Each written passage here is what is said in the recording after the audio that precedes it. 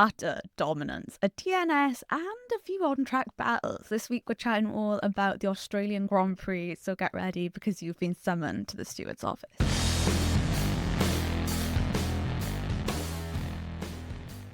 Hello everyone and welcome back to the Steward's Office. I'm Sarah, and this week Formula 1 had its first official 2026 race. The drivers and the teams packed up and headed out to Australia at the Albert Park circuit, and it was a really interesting weekend. There is a fair bit that I want to get into in this episode because there's a lot to discuss. This was the first race of a new regulation cycle with these brand new engines, these new aero components, the loss of DRS, and yeah, I think there was a lot of anticipation about how this was actually going to work out for all of the cars. I think there are really three main things that I was looking at going into this weekend, the sort of storylines I was really interested in. The first one was how Aston Martin was going to do after everything that happened in testing for them. They did not have an easy time of it. The Honda power unit is causing them massive issues, and over media day as well for the Australian Grand Prix, what we heard is that there were crazy vibrations with that engine. It was breaking the Honda battery, it was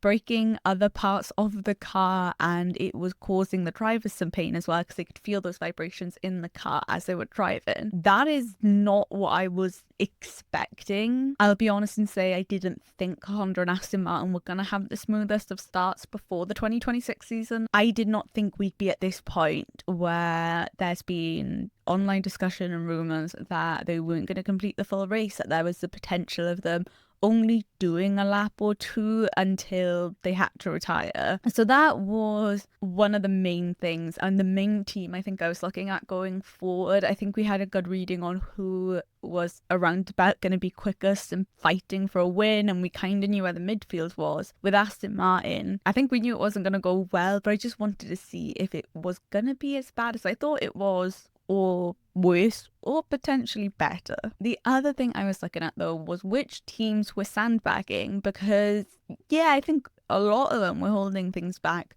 during testing, and I was curious, when we get to the actual race, to qualifying, and you turn the engines all the way up and you're not telling the drivers to hold back anymore, what happens? And finally, the other thing was who looks like they're going to be a title contender. Which of the teams are going to actually look like they have a chance to win the championship? And I know things can change after the first race, but I think you just get a little bit of a better idea. I can't lie, there was one more thing. I said 3, there are 4, because the other thing was obviously if these regulations were going to help racing, if it was going to allow great battles on track, and we were going to see closer racing. So those are the sort of storylines going in. I'm going to dive straight into qualifying with you guys because that's when, all the action actually happens. Pole position went to George Russell, and what an epic pole lap it was. I mean, look, the Mercedes were definitely a team holding something back during testing.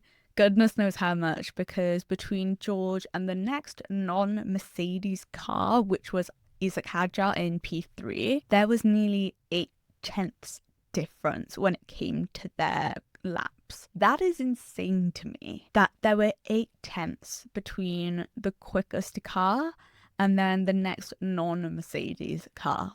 Absolutely wild. Kimi Antonelli qualified in P2. That locked out the front row for Mercedes, and I'm just going to mention it here. An amazing job from the Mercedes mechanics to get Kimi Antonelli's car ready for qualifying, for them to get it all together, for him to go and put it in P2 on the front row, because he had a massive crash in FP3. It was huge. There was just wreckage. The car was in bits, and the mechanics worked incredibly hard to get that car ready, and it was worth it. Big surprises of this qualifying session. I think just the pure pace of the Mercedes car was a surprise.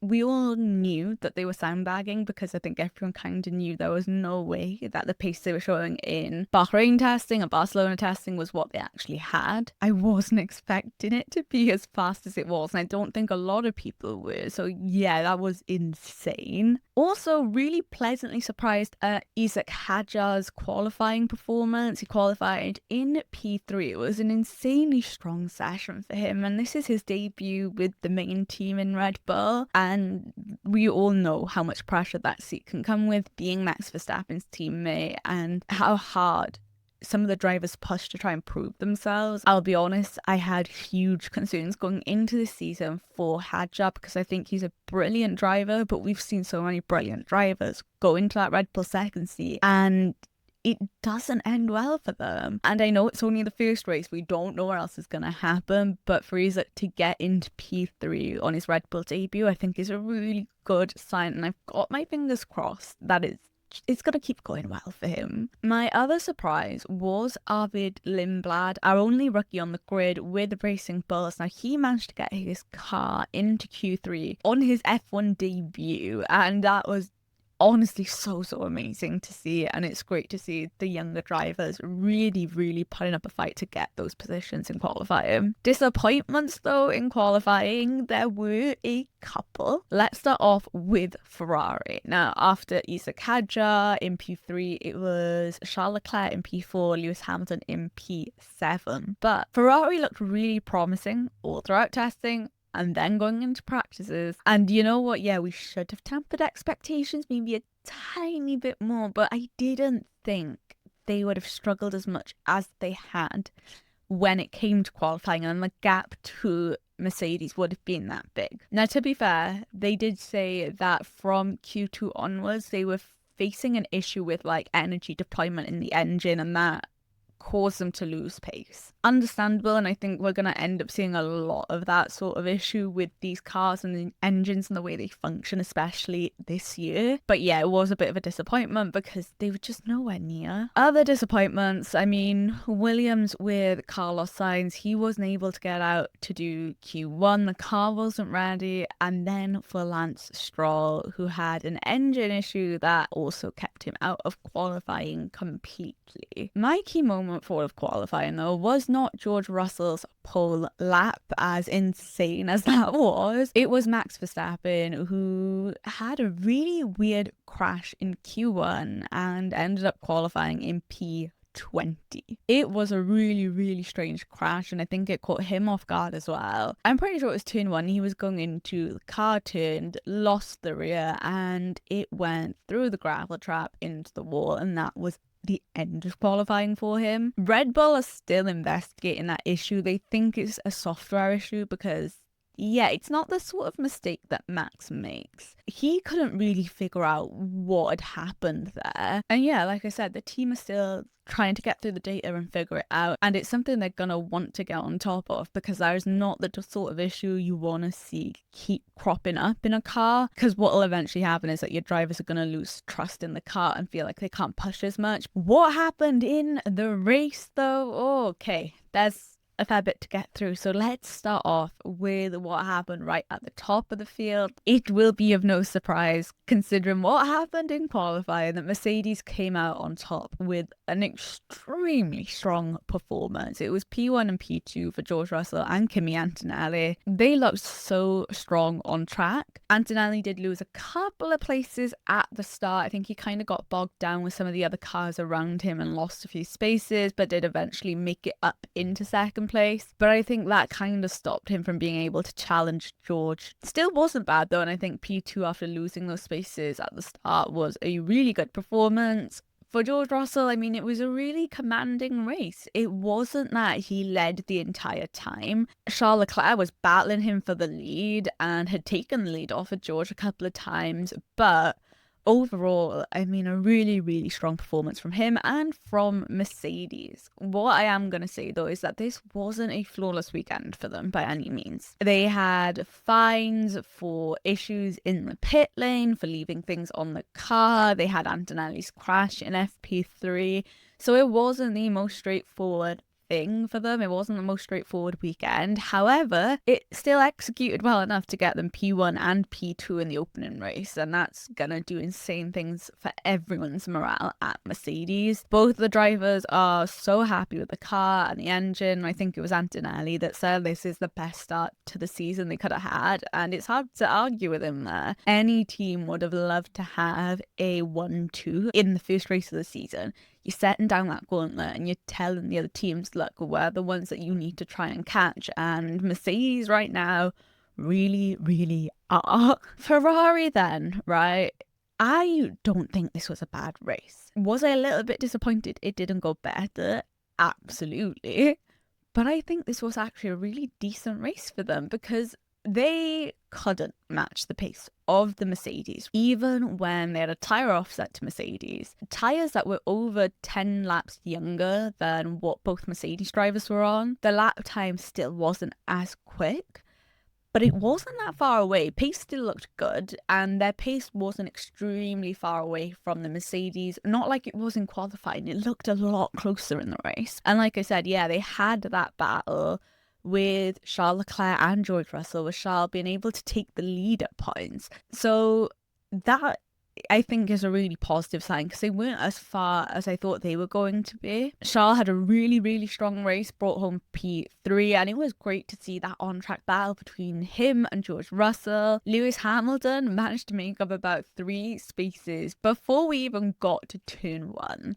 And we've heard a lot about those Ferrari starts in pre-season testing and pre-season news, that Ferrari managed to create their engine in a way that they weren't getting bogged down like the other drivers were at the start, and it made them have a really good launch. And I think that works well in their favour if they ever qualify out of place or they're a bit further down in the grid like Lewis was in P7. I mean, overall, this was a really, really good race for Lewis Hamilton, whose 2025 was not the easiest to watch, and I'm sure it wasn't the easiest for him to live through. He was the fastest man on track in the end stages of the race, and I just seemed really happy when we got to the interviews after the race. I think it's really promising signs for Ferrari, honestly. I don't think they're the quickest team right now. Lewis said in the interviews it's going to take a little bit of work, but he's so happy and he feels like they've got the base to sort of work off of, work from with the team. They've got everything in place that they need, and now it's making the tweaks and figuring out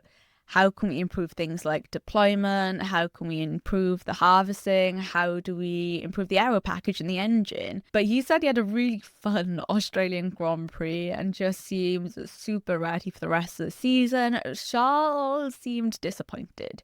He finished in P3 and Lewis was in P4, which I think is a good result considering everything that happened with Mercedes having that insane pace. But he seemed a little bit disappointed. And look, it wouldn't be a race without Ferrari potentially having a strategy blunder, because when there was a virtual safety car towards the start of the race and both Mercedes cars went in to change the tyres, neither Ferrari car went in. And Lewis was on the radio, to be fair, afterwards being like, you should have pitted at least one of us because one of us could have had the chance to fight ahead with the Mercedes car. Realistically, do I think it would have made much of a difference? Probably not. You never know. And I do understand why people are sort of looking at Ferrari like, yeah, you should have listened and just pitted one of them. I don't think it would have made a huge amount of difference because of the pace that the Mercedes cars had, to be fair. So maybe they'll learn from this for next race, maybe. But yeah, Ferrari strategy doing what Ferrari strategy does. What about the other 2 top teams? Well, our current reigning world champion Lando Norris did not have an easy race. He had a bit of a quiet weekend. McLaren did not have the best pace during the race. The tyres were degrading quite quickly. He ended up opting for a 2-stop race alongside Max Verstappen. Bear in mind that both Mercedes and Ferrari cars did a 1-stop strategy, and overall with Red Bull and McLaren, they are struggling a little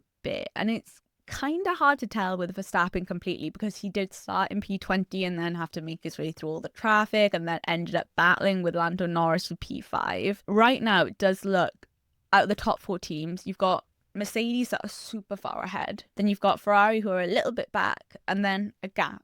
And then there's McLaren and Red Bull. And we'll get a better idea if that sort of gap between Ferrari and then McLaren and Red Bull actually exists or not when we get to more races. But from Australia, that is what it looks like. Lando has turned around and said, yeah, there is a lot that we need to work on at McLaren because we don't have the pace of the Mercedes cars and we do not have the pace of the Ferrari cars. So there is going to be some work down at the MTC to try and figure out what is going on and how they can bring performance to the car. The midfield was super exciting. We had some really strong battles in the midfield. Haas v Carb and Audi, I think, had a really good race. It was amazing to watch them battle it out. We had Esteban Ocon and Pierre Gasly battling. We had Arvid Lindblad battling with Ollie Behrman. There was so much going on in that midfield. Arvid Lindblad, a moment for him who, yes, qualified into Q3 on debut and then got points in his first ever Formula One race. Oh, I'm so happy for him. And the images of him hugging his parents at VCarb Hospitality after the race was so sweet. He had some amazing battles and incredible defense against people like Lewis Hamilton and Max Verstappen, which was so cool to see. But I think he had a really brilliant race. And I think it's just going to be a really close season in that midfield between Haas, VCarb, Audi, I forgot to mention, with Gabriel Bortoleto. He managed to score their first ever points because it is Audi's first season in F1. So congratulations to him and for the team. But yeah, those three teams are looking so strong. I could potentially chuck Alpine in there as well.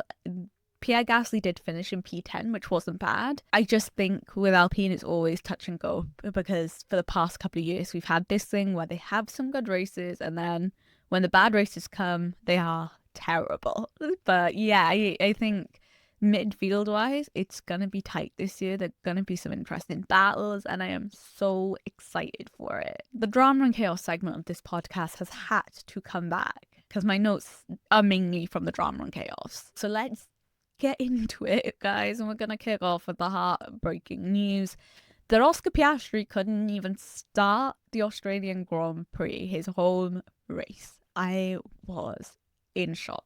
Bear in mind that it is Ramadan at the moment, so I'm having to get up early so I can have food in the morning. Set my alarm for 3:30, and before I went downstairs, I went to my phone and I just saw a post that said, "Oh no, what happened?" and it was tagged Oscar Piastri. And I was like, did I mix up the race times? And does it start at 3 a.m. UK time instead of 4 a.m? Because what do you mean, oh no, what happened, Oscar Piastri? So I genuinely, in my half asleep state, was slightly confused about what had gone on. Then I saw some more clarifying posts that he had crashed on his reconnaissance laps, which the drivers do to actually get onto the grid and into their grid spot. And it was quite the crash. He went into a concrete barrier, and in his, I was going to say post-race interview, but he didn't even race. But in those interviews, essentially, he said that he had more power than he had had the whole weekend while he was driving up to the grid. At that point, when he shifted, he had wheel spin. The wheels were already on the curb, and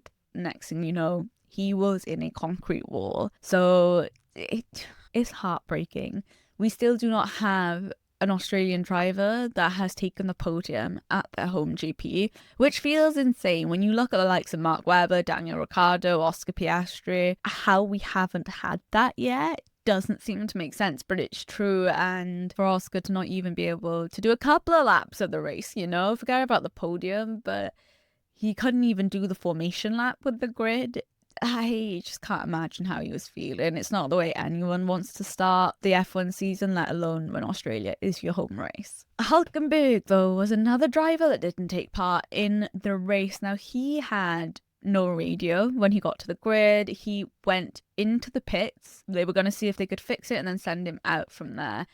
And it just didn't come back out. So the highs of Gabriel Bortoleto getting into the points for Audi, and then the lows of Nico Hulkenberg not able to do a racing lap.